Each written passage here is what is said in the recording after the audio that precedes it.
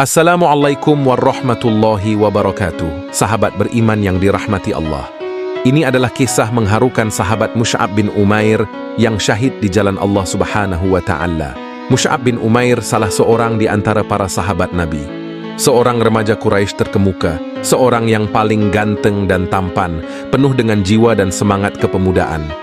Seorang warga kota Mekah yang mempunyai nama paling harum.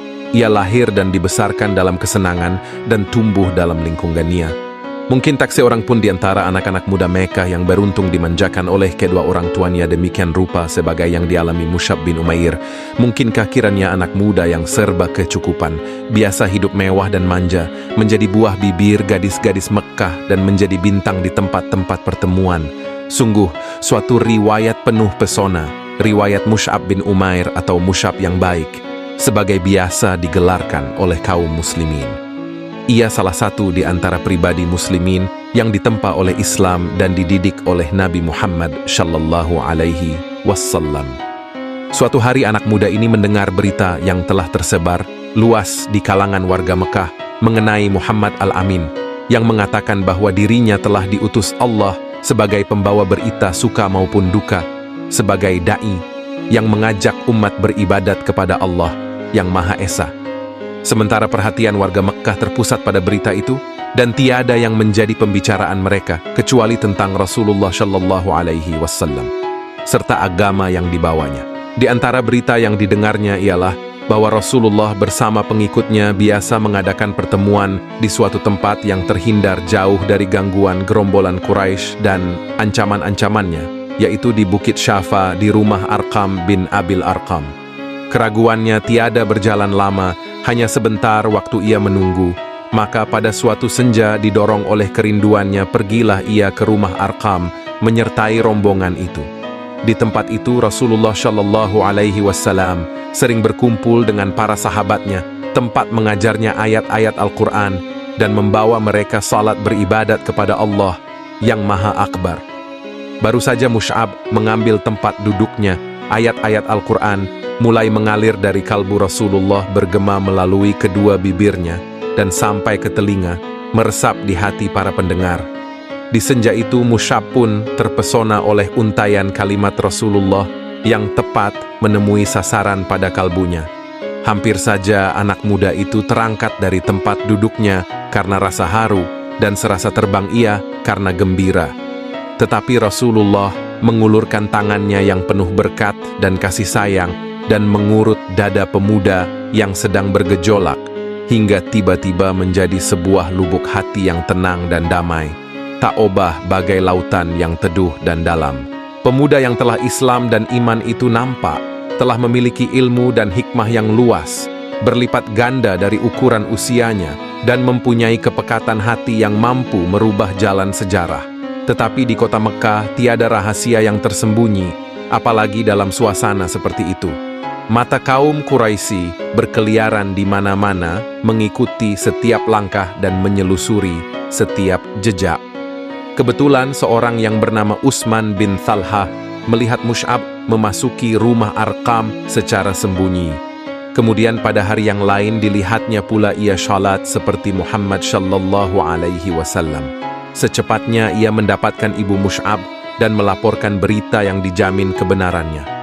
Berdirilah Mus'ab di hadapan ibu dan keluarganya serta para pembesar Mekah yang berkumpul di rumahnya.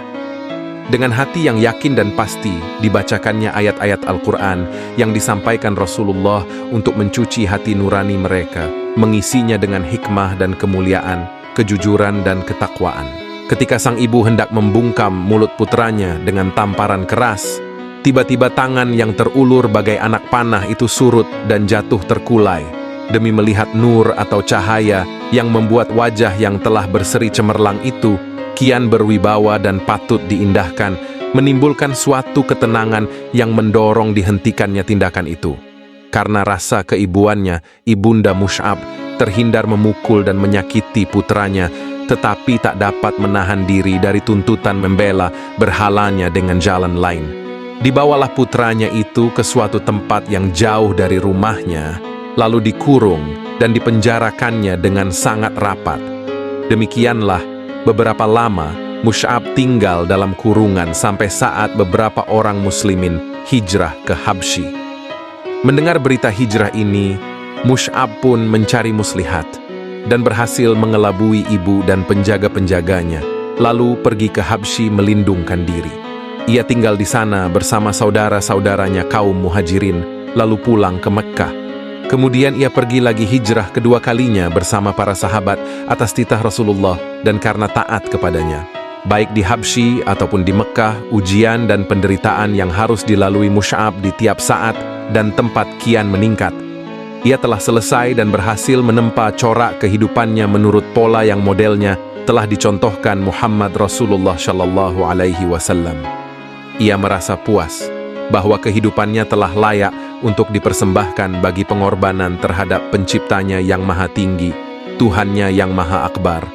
Pada suatu hari ia tampil di hadapan beberapa orang muslimin yang sedang duduk sekeliling Rasulullah Shallallahu Alaihi Wasallam.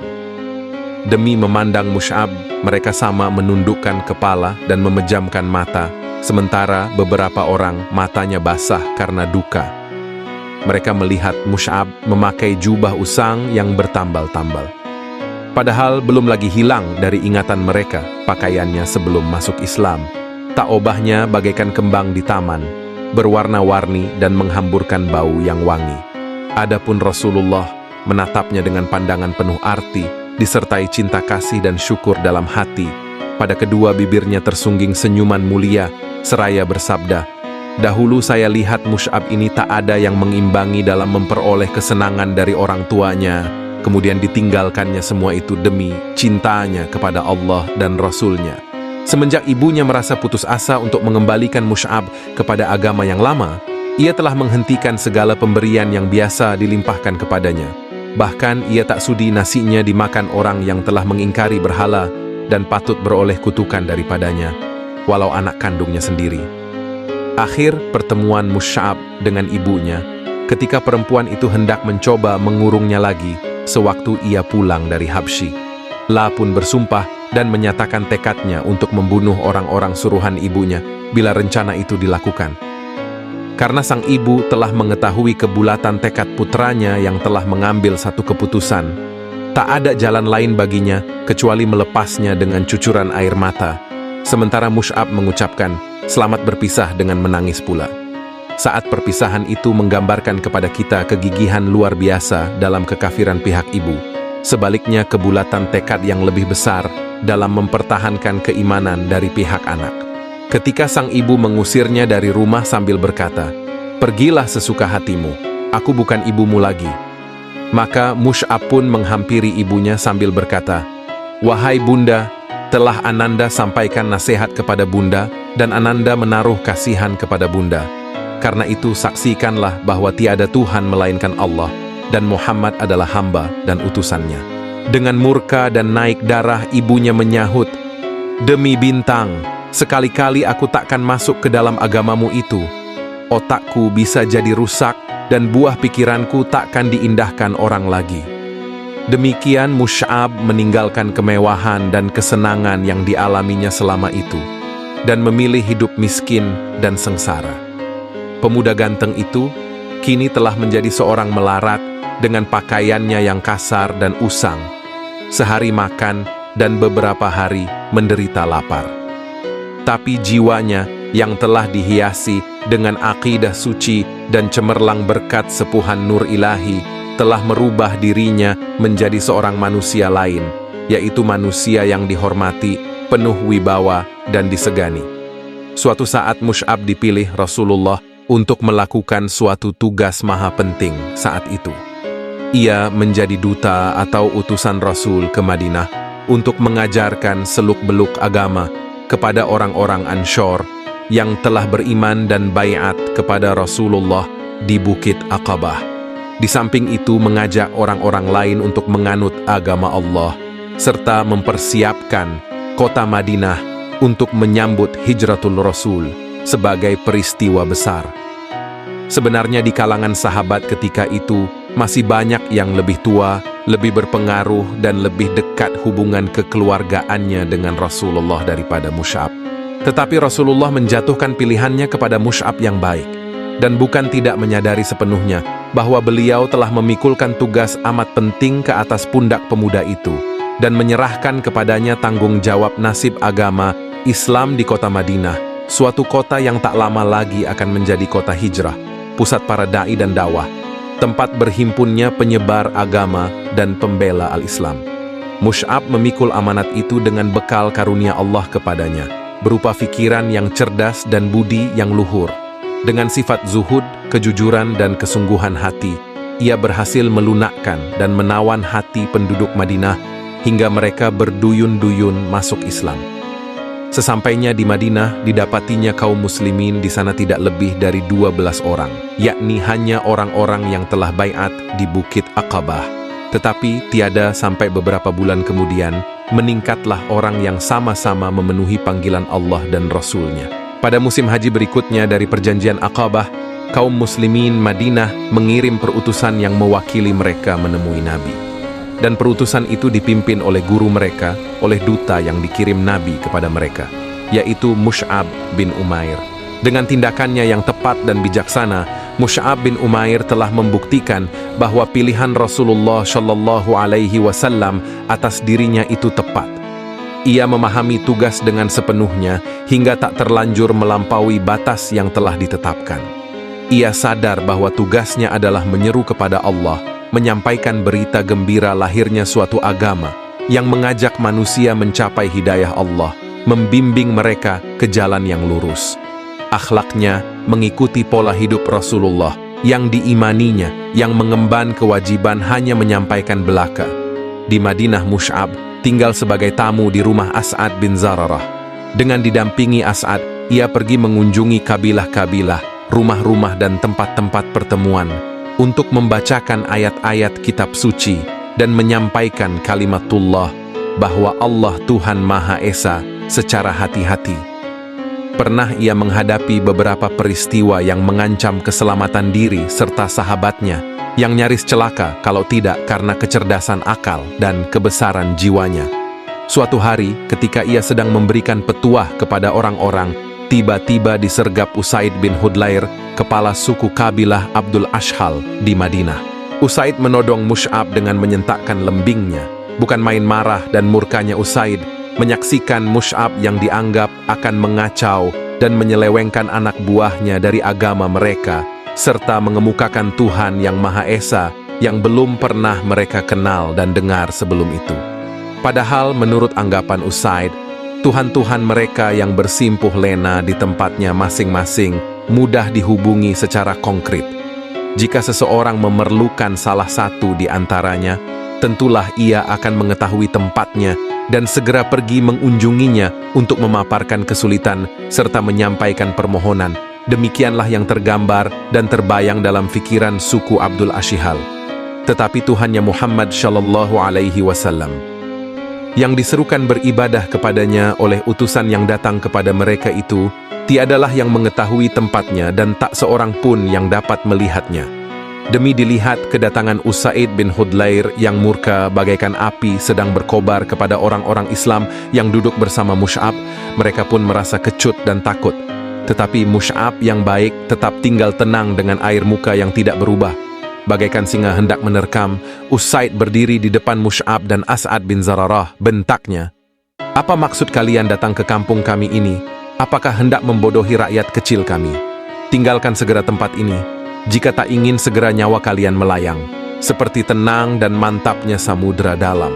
Laksana tenang dan damainya cahaya fajar, terpancarlah ketulusan hati Mus'ab yang baik, dan bergeraklah lidahnya mengeluarkan ucapan halus, katanya, 'Kenapa Anda tidak duduk dan mendengarkan dulu? Seandainya Anda menyukai nanti, Anda dapat menerimanya. Sebaliknya jika tidak, kami akan menghentikan apa yang tidak Anda sukai itu.' Sebenarnya Usaid seorang berakal dan berfikiran sehat. Dan sekarang ini ia diajak oleh Mus'ab untuk berbicara dan meminta pertimbangan kepada hati nuraninya sendiri. Yang dimintanya hanyalah agar ia bersedia mendengar dan bukan lainnya. Jika ia menyetujui, ia akan membiarkan Mus'ab, dan jika tidak, maka Mus'ab berjanji akan meninggalkan kampung dan masyarakat mereka untuk mencari tempat dan masyarakat lain, dengan tidak merugikan ataupun dirugikan orang lain. Sekarang saya insaf, ujar Usaid, lalu menjatuhkan lembingnya ke tanah dan duduk mendengarkan. Demi Mus'ab membacakan ayat-ayat Al-Quran dan menguraikan dakwah yang dibawa oleh Muhammad bin Abdullah Shallallahu Alaihi Wasallam, maka dada Usaid pun mulai terbuka dan bercahaya, beralun berirama, mengikuti naik turunnya suara, serta meresapi keindahannya. Dan belum lagi Mus'ab selesai dari uraiannya, Usaid pun berseru kepadanya dan kepada sahabatnya, "Alangkah indah dan benarnya ucapan itu. Dan apakah yang harus dilakukan oleh orang yang hendak masuk agama ini?"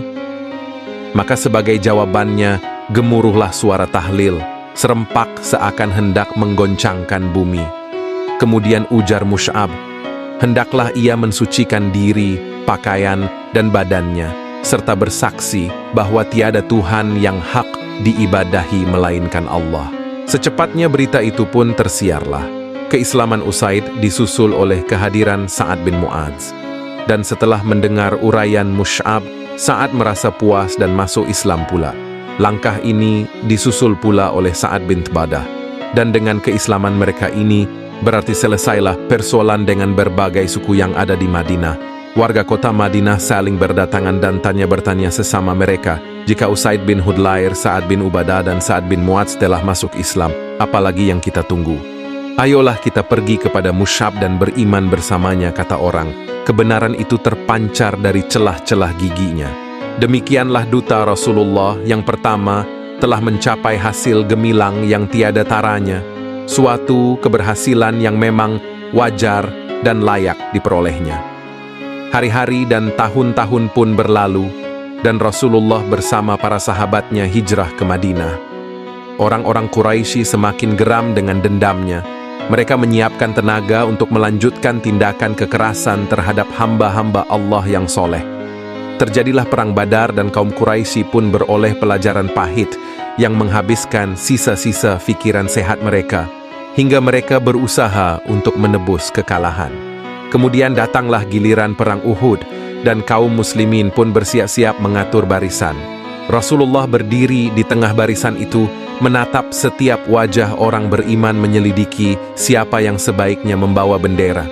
Maka terpanggillah Mus'ab yang baik, dan pahlawan itu tampil sebagai pembawa bendera. Peperangan berkobar lalu berkecamuk dengan sengitnya. Pasukan panah melanggar tidak mentaati peraturan Rasulullah. Mereka meninggalkan kedudukannya di celah bukit setelah melihat orang-orang musyrik menderita kekalahan dan mengundurkan diri. Perbuatan mereka itu secepatnya merubah suasana, hingga kemenangan kaum muslimin beralih menjadi kekalahan. Dengan tidak diduga, pasukan berkuda Quraisy menyerbu kaum muslimin dari puncak bukit, lalu tombak dan pedang pun berdentang bagaikan mengamuk, membantai kaum muslimin yang tengah kacau balau. Melihat barisan kaum muslimin porak-poranda, musuh pun menunjukkan serangan ke arah Rasulullah dengan maksud menghantamnya. Mus'ab bin Umair menyadari suasana gawat ini. Maka diacungkannya bendera setinggi-tingginya, dan bagaikan aungan singa ia bertakbir sekeras-kerasnya, lalu maju ke muka, melompat, mengelak dan berputar, lalu menerkam. Minatnya tertuju untuk menarik perhatian musuh kepadanya dan melupakan Rasulullah Shallallahu Alaihi Wasallam. Dengan demikian dirinya pribadi bagaikan membentuk barisan tentara. Sungguh, walaupun seorang diri, tetapi Mus'ab bertempur laksana pasukan tentara besar. Sebelah tangannya memegang bendera bagaikan tameng kesaktian, sedang yang sebelah lagi menebaskan pedang dengan matanya yang tajam. Tetapi musuh kian bertambah banyak juga. Mereka hendak menyeberang dengan menginjak-injak tubuhnya untuk mencapai Rasulullah. Sekarang marilah kita perhatikan saksi mata yang akan menceritakan saat-saat terakhir pahlawan besar Mus'ab bin Umair. Berkata Ibnu Sa'ad, diceritakan kepada kami oleh Ibrahim bin Muhammad bin Shurahbil al-Abdari dari bapaknya. Ia berkata, Mus'ab bin Umair adalah pembawa bendera di perang Uhud. Tatkala barisan kaum muslimin pecah, Mus'ab bertahan pada kedudukannya. Datanglah seorang musuh berkuda, Ibnu Qumayyah namanya, lalu menebas tangannya hingga putus. Sementara Mus'ab mengucapkan, Muhammad itu tiada lain hanyalah seorang Rasul yang sebelumnya telah didahului oleh beberapa rasul. Maka dipegangnya bendera dengan tangan kirinya sambil membungkuk melindunginya. Musuh pun menebas tangan kirinya itu hingga putus pula. Mushab membungkuk ke arah bendera, lalu dengan kedua pangkal lengan meraihnya ke dada sambil mengucapkan, Muhammad itu tiada lain hanyalah seorang rasul, dan sebelumnya telah didahului oleh beberapa rasul. Lalu orang berkuda itu menyerangnya ketiga kali dengan tombak dan menusukkannya hingga tombak itu pun patah. Mushab pun gugur dan bendera jatuh. Gugurlah Mushab dan jatuhlah bendera. Ia gugur sebagai bintang dan mahkota para syuhada. Dan hal itu dialaminya setelah dengan keberanian luar biasa mengarungi kancah pengorbanan dan keimanan. Di saat itu Mus'ab berpendapat bahwa sekiranya ia gugur, tentulah jalan para pembunuh akan terbuka lebar menuju Rasulullah tanpa ada pembela yang akan mempertahankannya. Demi cintanya yang tiada terbatas kepada Rasulullah dan cemas memikirkan nasibnya nanti. Ketika ia akan pergi berlalu, setiap kali pedang jatuh menerbangkan sebelah tangannya, dihiburnya dirinya dengan ucapan, Muhammad itu tiada lain hanyalah seorang rasul, dan sebelumnya telah didahului oleh beberapa rasul. Kalimat yang kemudian dikukuhkan sebagai wahyu ini selalu diulang, dan dibacanya sampai selesai, hingga akhirnya menjadi ayat Al-Quran yang selalu dibaca orang. Setelah pertempuran usai, ditemukanlah jasad pahlawan ulung yang syahid itu terbaring dengan wajah menelungkup ke tanah digenangi darahnya yang mulia. Dan seolah-olah tubuh yang telah kaku itu masih takut menyaksikan bila Rasulullah ditimpa bencana, maka disembunyikannya wajahnya agar tidak melihat peristiwa yang dikhawatirkan dan ditakutinya itu. Atau mungkin juga ia merasa malu karena telah gugur sebelum hatinya tentram beroleh kepastian akan keselamatan Rasulullah. Dan sebelum ia selesai menunaikan tugasnya dalam membela dan mempertahankan Rasulullah sampai berhasil, Rasulullah bersama para sahabat datang meninjau medan pertempuran untuk menyampaikan perpisahan kepada para syuhada. Ketika sampai di tempat terbaringnya jasad Mus'ab, bercucuranlah dengan deras air matanya. Berkata Khabbah ibnul Urrat, kami hijrah di jalan Allah bersama Rasulullah Shallallahu Alaihi Wasallam dengan mengharap keridaannya, hingga pastilah sudah pahala di sisi Allah. Di antara kami ada yang telah berlalu sebelum menikmati pahalanya di dunia ini sedikit pun juga. Di antaranya ialah Mus'ab bin Umair yang tewas di perang Uhud. Tak sehelai pun kain untuk menutupinya selain sehelai burdah. Andainya ditaruh di atas kepalanya, terbukalah kedua belah kakinya. Sebaliknya, bila ditutupkan ke kakinya, terbukalah kepalanya. Maka sabda Rasulullah Shallallahu Alaihi Wasallam, tutupkanlah kebagian kepalanya dan kakinya tutupilah dengan rumput idzkhir. Betapapun luka pedih dan duka yang dalam menimpa Rasulullah karena gugur pamanda Hamzah dan dirusak tubuhnya oleh orang-orang musyrik demikian rupa hingga bercucurlah air mata Nabi. Dan betapapun penuhnya medan laga dengan mayat para sahabat dan kawan-kawannya yang masing-masing mereka baginya merupakan panji-panji ketulusan, kesucian, dan cahaya. Betapa juga semua itu, tapi Rasulullah tak melewatkan berhenti sejenak dekat jasad dutanya yang pertama untuk melepas dan mengeluarkan isi hatinya. Memang Rasulullah berdiri di depan Mus'ab bin Umair dengan pandangan mata yang pendek bagai menyelubunginya dengan kesetiaan dan kasih sayang. Dibacakannya ayat, di antara orang-orang mukmin terdapat pahlawan yang telah menepati janjinya dengan Allah. Kemudian dengan mengeluh memandangi burdah yang digunakan untuk kain tutupnya, seraya bersabda, ketika di Mekah dulu, tak seorang pun aku lihat yang lebih halus pakaiannya dan lebih rapi rambutnya daripadamu. Tetapi sekarang ini, dengan rambutmu yang kusut masai hanya dibalut sehelai burdah. Setelah melayangkan pandangan sayu ke arah medan, serta para syuhada kawan-kawan Mus'ab yang tergeletak di atasnya, Rasulullah berseru, sungguh Rasulullah akan menjadi saksi nanti di hari kiamat, bahwa tuan-tuan semua adalah syuhada di sisi Allah. Kemudian sambil berpaling ke arah sahabat yang masih hidup, sabdanya, hai manusia, berziarahlah dan berkunjunglah kepada mereka, serta ucapkanlah salam demi Allah yang menguasai nyawaku. Tak seorang muslim pun sampai hari kiamat yang memberi salam kepada mereka. pasti mereka akan membalasnya. Salam atasmu, wahai Mus'ab. Salam atasmu, wahai para syuhada. Demikianlah kisah ringkas Mus'ab bin Umair yang sangat mengharukan sebagai kenangan terindah betapa ia sangat mencintai Rasulullah sallallahu alaihi wasallam. Wallahu alam bissawab.